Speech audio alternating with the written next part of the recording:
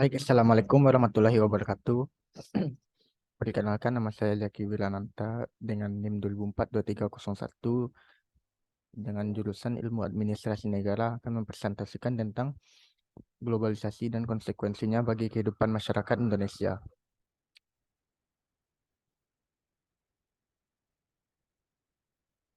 Globalisasi merupakan sebuah istilah yang memiliki hubungan dengan peningkatan keterkaitan dan ketergantungan antar bangsa dan antar manusia di seluruh dunia melalui perdagangan, investasi, perjalanan, budaya populer, dan bentuk-bentuk interaksi lainnya, sehingga batas-batas suatu negara menjadi semakin sempit. Dalam banyak hal, globalisasi mempunyai banyak karakteristik yang sama dengan internasionalisasi, sehingga kedua istilah ini sering dipertukarkan. Bangsa Indonesia seperti kita ketahui memiliki keanekaragaman budaya dengan keunikan serta ciri khas yang berbeda jika dibandingkan dengan budaya dari negara lain. Kebudayaan daerah yang sangat beraneka ragam tersebut seharusnya dapat dijadikan sebagai suatu kebanggaan sekaligus tantangan untuk dapat kita pertahankan serta kita warisi kepada generasi selanjutnya. Namun seiring dengan semakin derasnya arus budaya asing yang masuk ke Indonesia, mau tidak mau kepribadian tersebut akan terpengaruh atau mungkin bisa dikatakan tercemar oleh corak budaya asing yang lebih mementingkan individualisme, formalitas kontak kerja resmi, dan sebagainya.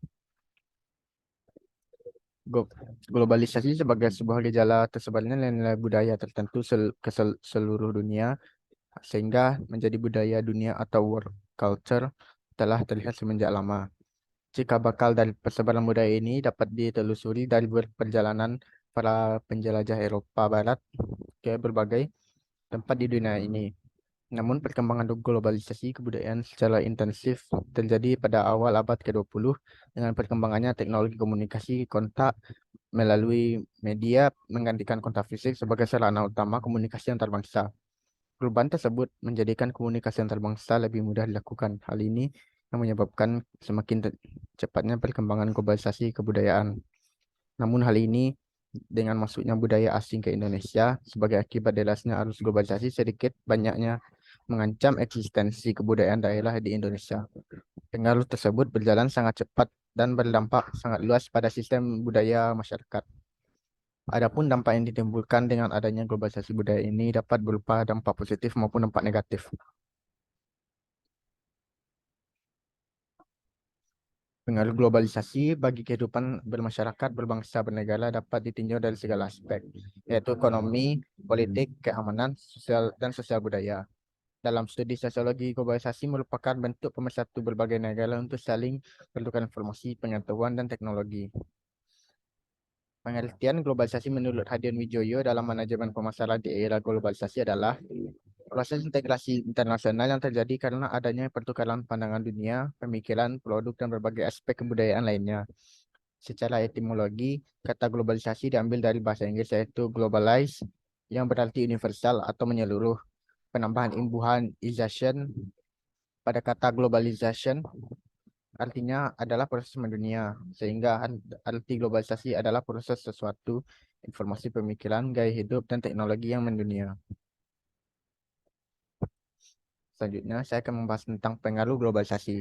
Hubungan yang mengglobal sudah tentu membawa dampak terhadap kehidupan bermasyarakat, berbangsa, dan bernegara yang terbagi dalam berbagai bidang. Adapun bidang-bidang tersebut antara lain sebagai berikut. Satu, bidang ekonomi. Bidang ekonomi ditandai dengan adanya perdagangan internasional dan bentuk ekspor impor, arus modal dalam bentuk pinjaman dan investasi antar negara, kebijakan pasar yang mempengaruhi perekonomian negara. Kondisi semacam ini menimbulkan dua dampak, yaitu dampak positif dan negatif. Dampak positifnya antara lain sebagai berikut. Taraf hidup dan pendapatan masyarakat yang meningkat, makin tersedianya lapangan pekerjaan, kualitas sumber daya manusia meningkat karena persaingan global, barang produksi meningkat akibat pertumbuhan ekonomi yang berkembang. Dampak negatif antara lain sebagai berikut. Tatanan perekonomian yang berdasarkan kekeluargaan semakin pudar, timbulnya kelas-kelas ekonomi sehingga menimbulkan buruh dan majikan menjadi perbedaan atau kesenjangan, barang-barang yang kurang bermutu menumpuk mengakibatkan kerugian yang besar sehingga ekonomi negara tidak menentu.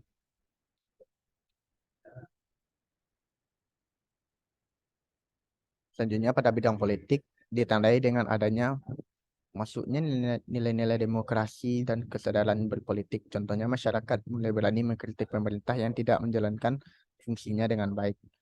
Yang kedua, praktik demokrasi yang kurang sejalan dengan prinsip demokrasi di Indonesia. Ketiga, keterbukaan dalam menyelenggarakan pemerintahan semakin mendapat evaluasi dari masyarakat.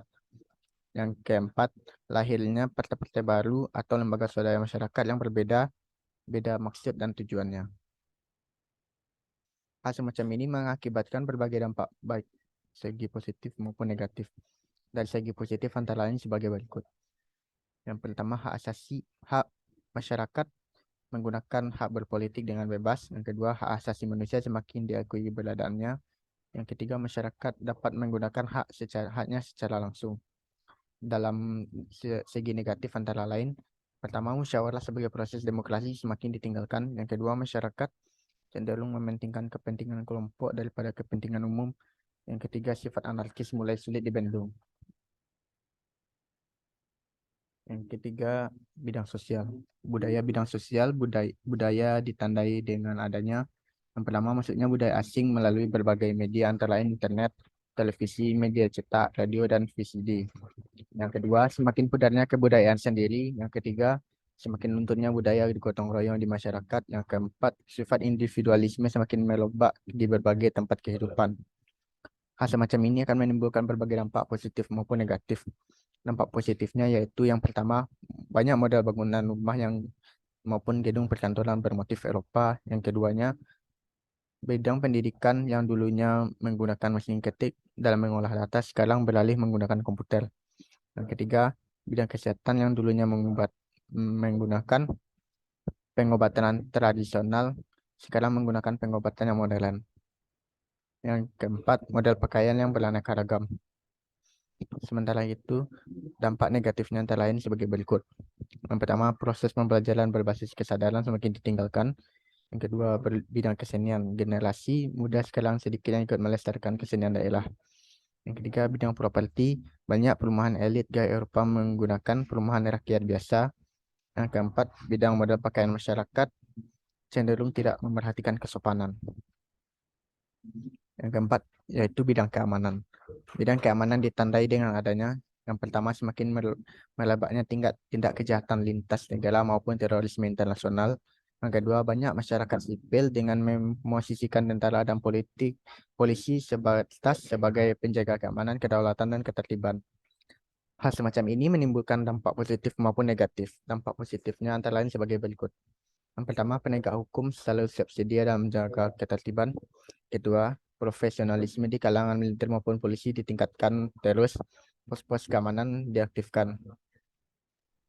Lalu, dampak negatifnya antara lain sebagai berikut. Pertama, jaringan terorisme merebak antar negara. Yang kedua, penjualan senjata gelap semakin merebak. Yang ketiga, kejahatan melalui internet merajalela. Yang keempat, sindikat narkoba antar negara semakin berkembang. Baiklah, sekian dari presentasi saya. Jika ada kata salah mohon dimaafkan. Assalamualaikum warahmatullahi wabarakatuh.